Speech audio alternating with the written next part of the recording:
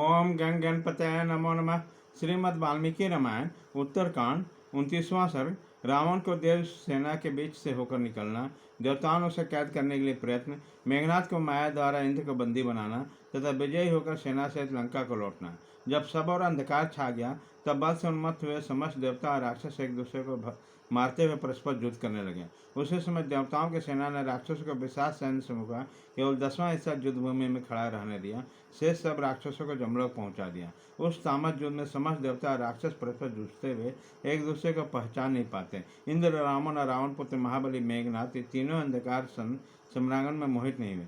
रावण ने देखा कि मेरी सारी सेना क्षण भर में मारा गई तो उसके मन में बड़ा क्रोध उत्पन्न हुआ। उसने बड़ी भारी गर्जना की।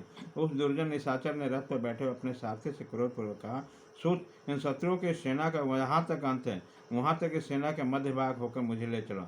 आज मैं स्वयं अपने पराक्रम द्वारा नाना प्रकार के शस्त्रों को मूसलाधार वृष्टि करते हुए इन सभी देवताओं को यमलोक पहुँचा दूंगा।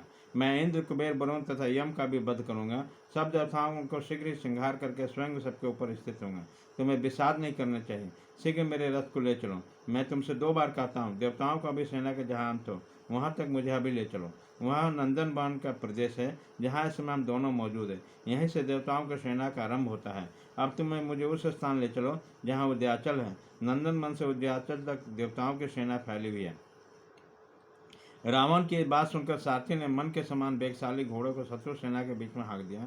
रावण के निश्चय को जानकर समर भूमि में रथ पर बैठे देवराज इंद्र ने अपने देवताओं से कहा, देवराज मेरी बात तो सुनो। मुझे तो ये अच्छा लगता है कि इस निशाचर दस्युरी को जीवित अवस्था में भली भांति कैद कर लिया जाए। यह अत्यंत बलशाली राक्षस वायु के समान वेगशाली रथ के द्वारा इस सेना के बीच में होकर उसी तरह तीव्र गति से आगे बढ़ेगा जैसे पूर्णिमा के दिन उताल तरंगों से युक्त समुद्र बढ़ता है। यह आज मारा नहीं जा सकता क्योंकि ब्रह्मा जी के वरदान के प्रभाव से पूर्णतः निर्भय हो चुका। इसलिए हम लोग इस राक्षस को पकड़कर कैद कर लेंगे। तुम लोग युद्ध में इस बात के लिए प्रेरित करो। जैसे राजा बलि को बांध लिए जाने पर मैं तीनों लोगों को राज को उपयोग कर रहा हूँ, इसी प्रकार इस पापी निशाचर को बंदी बना लिया जाए। यह मुझे अच्छा लगता है। महाराज श्री राम, ऐसा कहकर इंद्र ने रावण आदि के साथ युद्ध करना छोड़ दिया। दूसरी ओर जाकर सम्रांगण में राक्षसों को भयभीत करते हुए उनके साथ युद्ध करने लगे। युद्ध में पीछे न हटने वाले रावण ने उत्तर की ओर देवसेना में प्रवेश किया। देवराज इंद्र ने दक्षिण की ओर से राक्षस सेना में। देवताओं की सेना 4 कोस तक फैली हुई थी। राक्षस रावण उसके भीतर घुसकर समुचित देवसेना को बाणों की वर्षा से ढक दिया।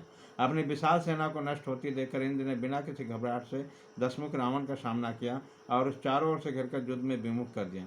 उसी समय रावण को भी इंद्र के चंगुल में फंसा हुआ देख दानों और राक्षसों ने हाय हम मारे गए ऐसा कहते बड़े जोर से आत्मनाद हुआ। तब रावण का पुत्र मेघनाथ क्रोध से अचेत सा हो गया और रथ पर बैठकर अत्यंत कुपित होकर उसने शत्रु के भयंकर सेना में प्रवेश किया। पूर्व काल में पशुपति महादेव जी से उससे जो तमोबई महामाया प्राप्त हुई थी उससे प्रवेश करके उसने अपने आप को छिपा लिया। अत्यंत क्रोधपूर्वक शत्रु सेना में घुसकर खदेड़ना आरंभ किया।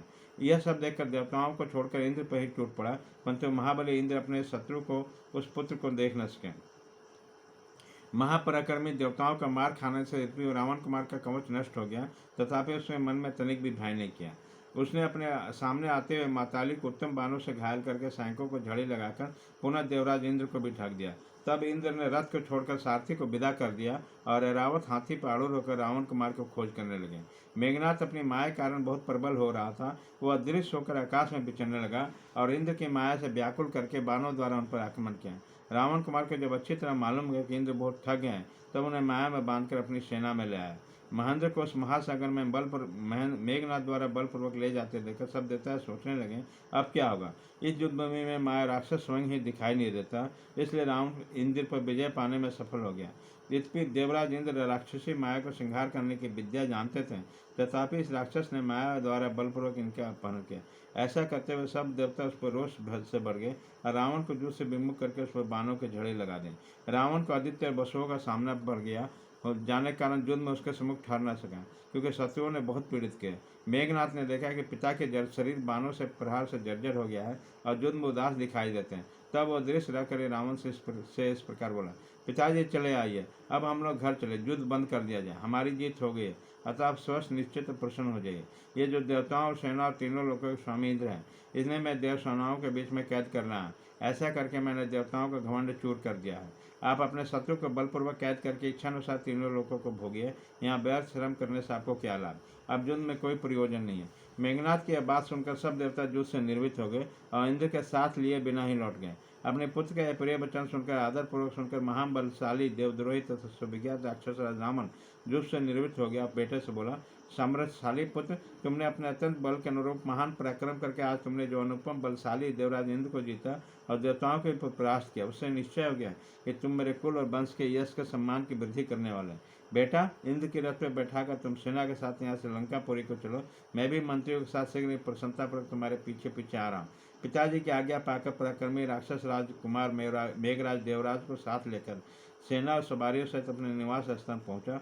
वहां पहुंचकर उन्होंने युद्ध में भाग लेकर निशाचरों को विदा कर दिया। इस प्रकार श्री वाल्मीकि निर्मित आश्रम आदि का आपके उत्तरकांड में 29वां सर्ग पूरा हुआ।